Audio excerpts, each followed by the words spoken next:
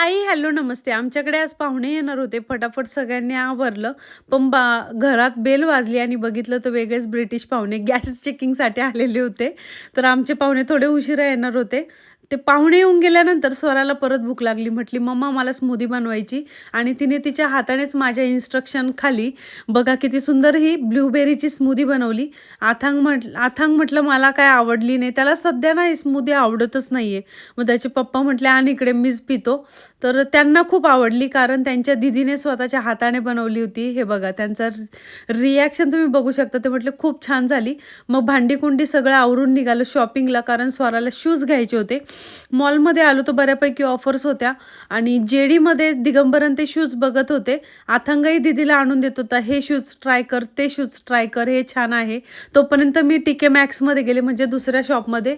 तर इथे पण काही शूज होते पण एवढ्या व्हरायटी नव्हत्या. म्हटलं चला कोट वगैरे बघू. तिथे डॅमेज कोट म्हणून लिहिलेलं होतं आणि हे बघा अक्षरशः फाटलेला कोट आणि किंमत तुम्ही पाहिली असेल.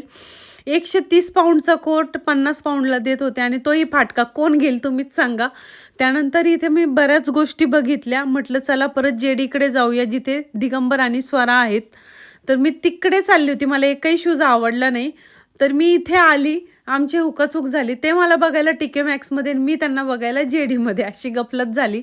त्यानंतर मी परत टीके मॅक्समध्ये गेले. हे बघा, तर इथे स्वराने एक ड्रेस फाइंड केला होता. यामध्ये अशा रिंग लावलेल्या होत्या आणि खूप सुंदर वाटत होतं. मला आधी वाटलं याच्यात कॅनच असेल, पण नाही, अशा पद्धतीच्या रिंग होत्या. स्वरा म्हटली, "चल मम्मा माझा आता बर्थडे आहे तर हाच ड्रेस घेते." पण मला येणार.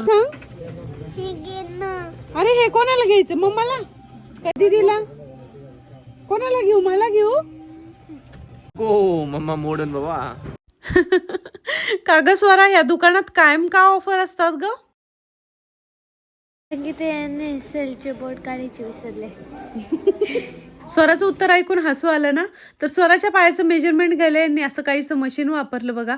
आथांग म्हटलं दीदीचं माप घेतलं, मग माझंही घ्या. याला काय शूज नाही घ्यायचे पण माप दिलं.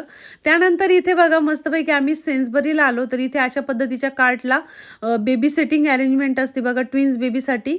तर ट्विन्स बाळं असतील तर ते असे झोपून जातील आणि दिव्यांग व्यक्तींसाठी अशी कार्ट असते बघा, ती त्यांच्या गाडीला अटॅच होते. त्यानंतर अशी पण एक कार्ट असते ज्यात आपण डायरेक्ट कार सीट ठेवू शकतो लहान बाळांचं.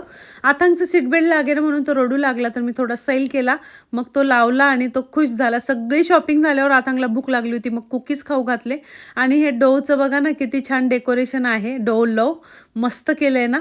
त्यानंतर मग सेल्फ बिलिंग इथे असते तर आम्ही सेल्फ बिलिंगच करतो बहुधा. इथे फूड डोनेशन पॉईंट पण आहे आणि शू रिपेअरिंग, परत ज्वेलरी रिपेअरिंग सगळं या मॉलमध्ये आहे बघा. रस्त्यावर